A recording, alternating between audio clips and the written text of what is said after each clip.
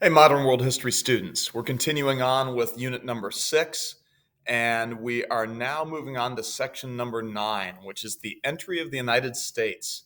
So, the United States did not enter World War I when it began back in August of 1914. As a matter of fact, the United States did not enter World War I until April of 1917. So, the question is, what happened there? And what is it that finally drew the United States into the war? And that's the question we're going to try to answer in this lesson and in this Ed puzzle today. So I am starting you at the top of page 16. And you may remember that when we were talking about new technologies in this war, there was a box in the unit packet that was dedicated to submarines as a new technology. And at the time, I said, you know what, we're just going to skip that. We'll come back to it when it's time to talk about how the United States entered the war. Well, now it's time to talk about how the United States entered the war, and we're going to start by talking about submarines. So we're at the top of page 16. So, if you remember, one of the things that Kaiser Wilhelm II of Germany had done that kind of provoked the British into not joining an alliance with Germany and instead forming the Triple Entente with France and with Russia was that Kaiser Wilhelm had decided to start building up Germany's navy. He believed that the other countries of Europe would not respect Germany until it had a navy that was capable of competing with the British Navy and capable of helping Germany build a world empire. And of course, since the British have always relied on having a strong navy as the sort of centerpiece of their security, they took that as a threat. Well, now that the war was underway, we were finally going to see how the upstart navy of the Germans that had been built up by Kaiser Wilhelm would do once it faced off against the sort of reigning champion, the reigning world champion, the British Navy. And there was really only one major naval battle of the war, and this was called the Battle of Jutland. And it was fought off the coast of Denmark. So if you look at a map of Europe, you can find Germany, big, powerful country, right in the center. And then you see sticking out literally like a little thumb out of the top, out of the northern part of Germany, a peninsula. And that peninsula is home to the country of Denmark. And it's called the Jutland Peninsula. And so this battle was fought off the coast of the Jutland Peninsula, a battle between the upstart German Navy and the reigning champion British. And interestingly, the Germans actually performed very, very well in this battle. They outmaneuvered the British, and they outgunned the British. And actually, the Germans sank more tons of British ships in this battle than the British sank of German ships. You say, well, the Germans won the battle. Well, sort of. At a tactical level, the Germans won the battle. However, the Germans also suffered significant losses in the battle, right? So they inflicted more losses on the British than the British did on them, but the Germans suffered significant losses. And the British, because their navy was so large coming into this, they were able to kind of afford those losses, and the British kind of simply absorbed those losses in a way that the Germans, even though they technically lost less ships, couldn't afford because the German Navy was smaller, really, even then, than the British Navy. And so, although the Germans were competitive and performed very well, the loss of ships that they sustained in this Battle of Jutland was pretty damaging for them. And as a result of their losses, the British were basically able to lock the Germans into their home ports over what was called the Baltic Sea. And the British Navy then was able to blockade all of the ports of Germany and of the Central Powers for the remainder of the war. So you remember how a blockade works. In a blockade, you station your warships outside the ports of your enemy, and you don't let any enemy ships come out of those ports, and you don't let any ships go into those ports. And the main purpose of a blockade is to prevent the enemy from being able to import war materials to help them fight the war. And so once the British had endured the Battle of Jutland and had effectively come out on top, because of the way that the German Navy was weakened from the battle, the British were able to impose this blockade. The British were able to shut down all of the ports of Germany, Austria-Hungary, and the Ottoman Empire by placing their ships outside those ports and not allowing anything in, or out. The Germans, of course, would have really liked, and so here's a picture of the British naval blockade. This is what you would see if you were a German merchant ship, say, trying to come out of one of Germany's ports and try to go out into the world and acquire war materials for Germany. You'd suddenly find yourself blocked by these British warships saying, nope, turn around. And similarly, if you were a warship from another country that was trying to trade to the Germans, trying to sell war materials to the Germans, as you approach the German port, this is what you'd see. You'd see the British fleet there saying, nope, turn around. The Germans, of course, would very much like to have done the same thing to the British. They would have liked to have blockaded all of Britain and France's ports, for example, so that they could not acquire war materials from other countries. But of course, the German Navy simply was not strong enough to do that.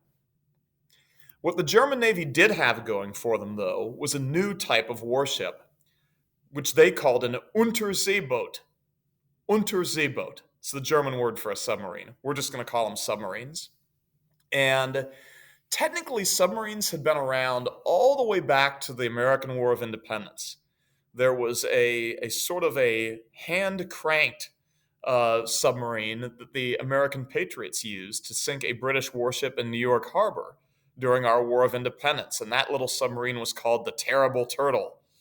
But it actually was not a true submarine in that it did not submerge below the water completely. These submarines that the Germans were using during World War I actually did that. They had what were called ballast tanks. And when a German submarine wanted to submerge, they simply opened up the doors and let water flow into these tanks, and then the submarine would submerge. And how deep did you want it to submerge? Well, it depended upon if you filled up the ballast tanks completely, it would dive very deep, and you filled them up only part way, it wouldn't dive as deep. When you were ready for the submarine to surface, then you pumped all the water, you forced it out of those tanks, and the submarine would come to the surface. It had a diesel engine, and so it could be propelled through the water, whether it was on the surface or underneath. When the submarine was operating on the surface, the diesel engine was operating, and the diesel engine produced, it ran on diesel fuel, and it produced a exhaust, which had to be exhausted. So you could only run the diesel engine when you were on the surface. But the diesel engine, in addition to running the motor, would charge up a battery. And when the submarine then submerged, it could still run the motor off of the battery power. So a submarine could not remain under the surface of the water forever.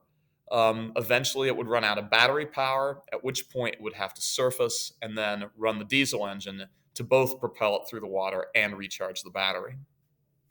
Submarines also had two ways to attack enemy ships. They carried a gun. There was a gun on the deck of the submarine, which you can see here. And when the submarine was surfaced, it could fire that gun and then fire shells at enemy ships and blast holes in enemy ships and sink them that way. On the other hand, the submarine also carried torpedoes. And a torpedo is a kind of it's like a missile that flies through the water. It has a propeller on the back of it, and when it's launched out of the submarine's torpedo tubes, the motor on the torpedo starts and the propeller spins, and it propels the torpedo through the water, and it strikes an enemy ship, as you see here now. It strikes an enemy ship underneath the waterline, blows a big hole in the bottom of the ship, and the ship sinks. So German submarines could attack and destroy an enemy ship either by firing their deck gun or by launching torpedoes. Firing the deck gun obviously required the submarine to surface, whereas you could launch your torpedoes while the submarine was under the surface of the water, which is much safer, obviously. One of the problems with a submarine is it's very easy to sink a submarine because a submarine does not have a lot of heavy armor. So a warship has very thick armor on it to protect it against shells being fired from other ships' cannons. A submarine doesn't have that. A submarine relies on being submerged under the water to protect it. So when a submarine comes to the surface of the water, it's very vulnerable. You have a periscope, and that periscope allows you, when you're a submarine captain that's submerged under the water, the periscope allows you to see what's up on the surface. And so you've got to very carefully scan the surface of the water before you bring your submarine to the surface, because if there are enemy warships nearby, they're going to blast you with their cannon, and they're going to blow a hole in the side of your submarine. You're going to sink, and your whole crew is going to die. So you only surface once you have made sure that there are no enemy warships in the area. And so, generally speaking, German submarines during this war were not hunting British warships. They were not hunting the warships of Allied countries. They were not trying to sink British warships. What they were out there doing was they were trying to sink unarmed merchant ships.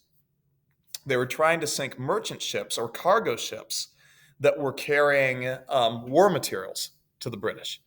Now, the British and the French both relied on war materials that they had purchased from companies in other countries.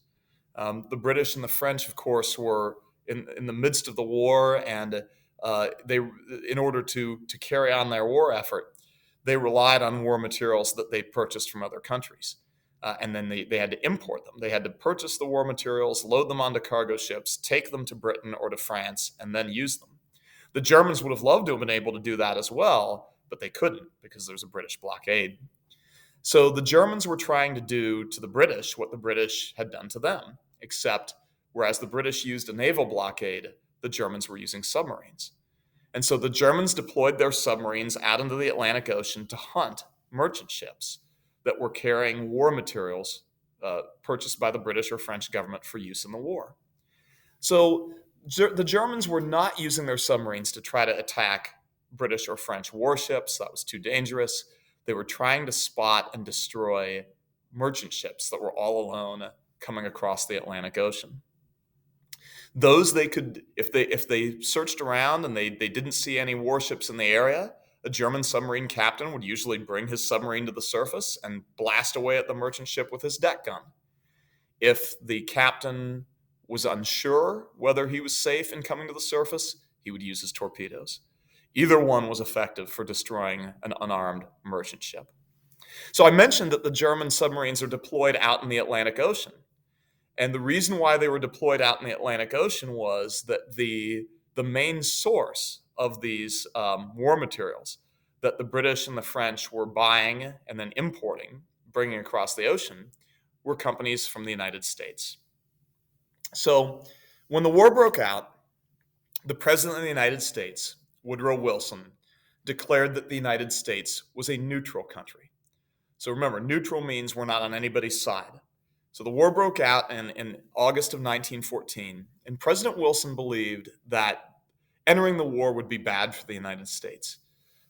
It would disrupt the economy of the United States, and it would result in thousands of American men being deployed to fight a war halfway around the world.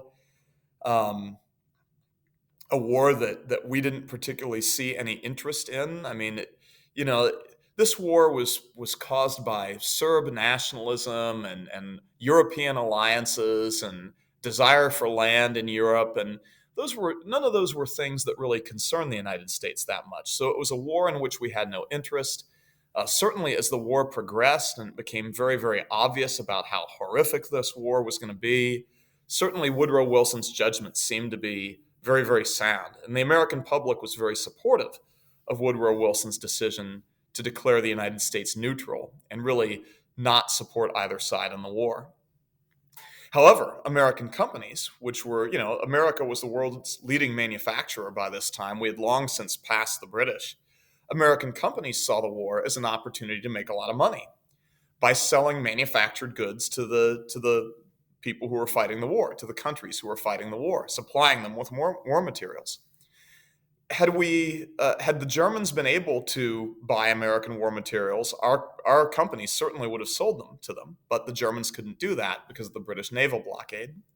The British and the French, meanwhile, were able to buy American war materials, and they bought a lot of American war materials, and they transported them across the Atlantic in their cargo ships. Those were the cargo ships that the Germans were determined to sink. And as long as the Germans sunk British and French cargo ships, President Wilson had no real problem with that. They weren't our ships, and the war materials that were destroyed no longer belonged to American companies. They'd been bought and paid for by the Allies. But in May of 1915, a German submarine sank not a cargo ship, but a passenger ship.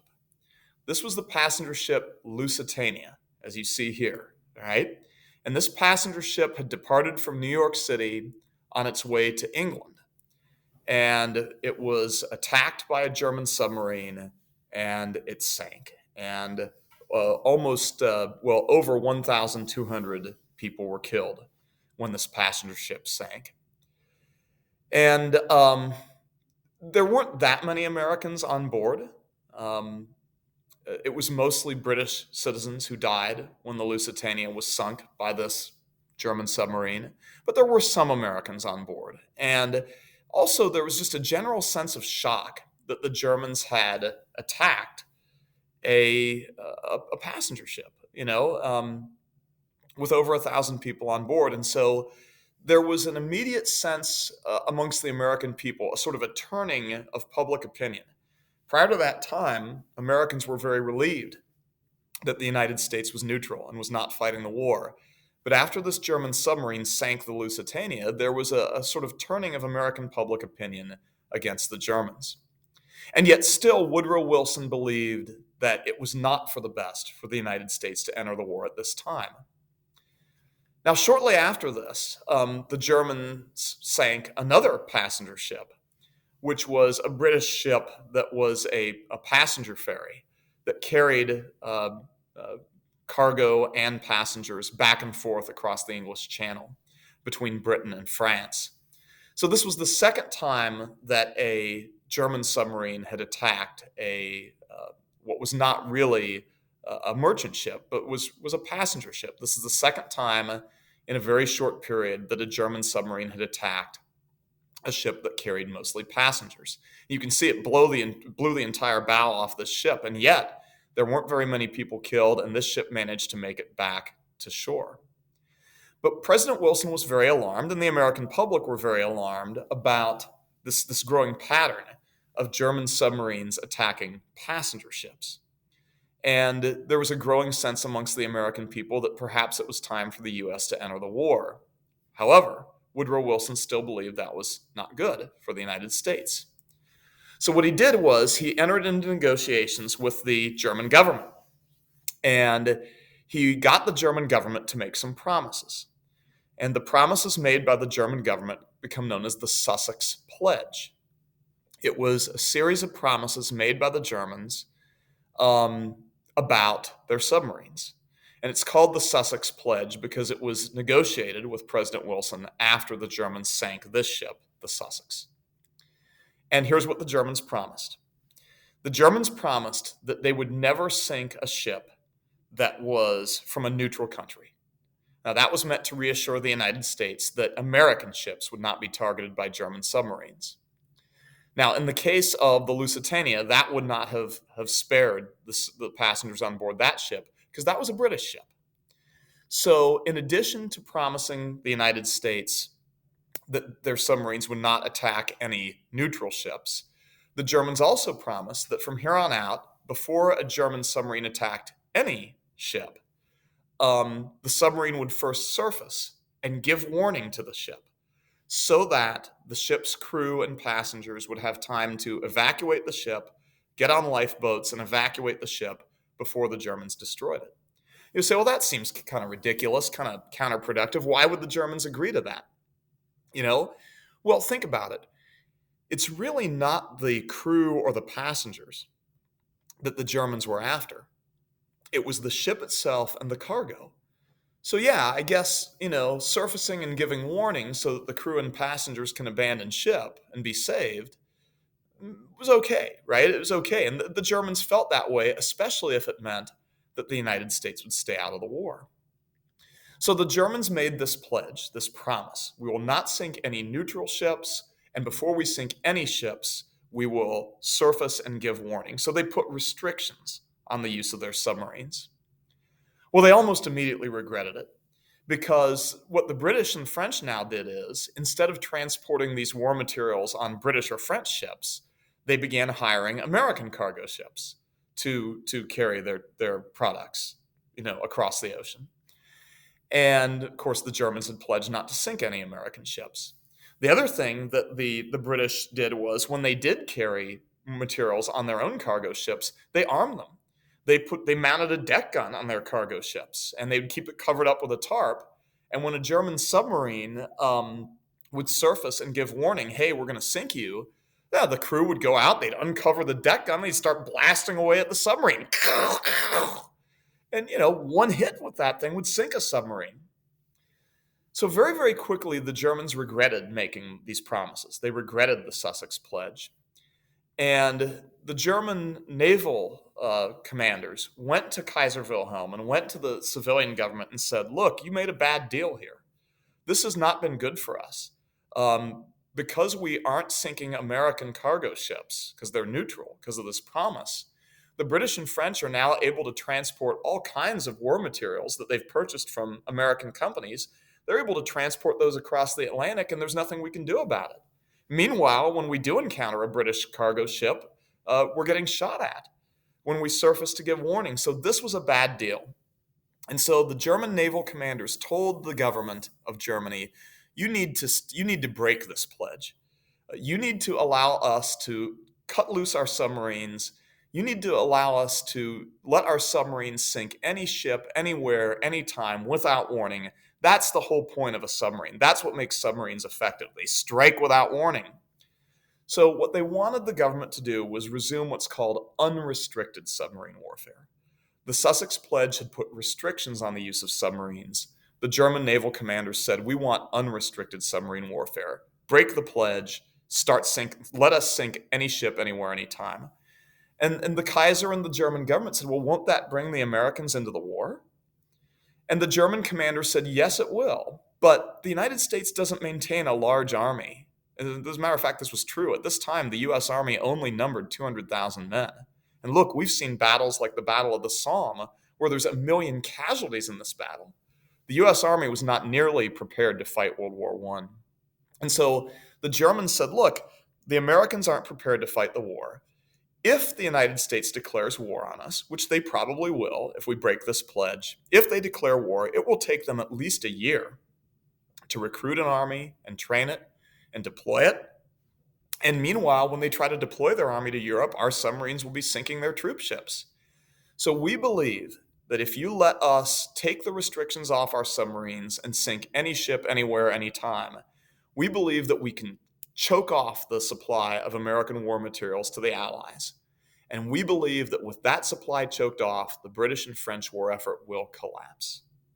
And we will be able to defeat the British and French before the United States can really even have troops over here. Before American troops can arrive in numbers that will matter to the outcome of the war, we will have defeated the British and French, and the war will be over."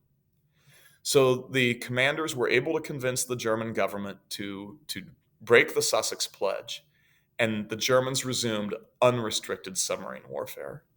And they began attacking American cargo ships on the Atlantic. And of course, that decision, the decision to resume unrestricted submarine warfare and launch their submarines and attack American ships, that did lead in April 1917 to the United States declaring war on Germany. So the United States officially entered the war against the Germans with a declaration of war in April of 1917. Woodrow Wilson had tried to keep the United States out of war. He had succeeded for quite some time, really for 3 years almost, 2.5, almost 3 years. But in April 1917, the United States entered the war. The question is, would the Germans be right? Would it be too late for our troops to make a difference in the outcome of the war? And we'll find that out very soon. So until then, take care of yourselves, stay healthy, stay safe, modern world history students. Bye-bye.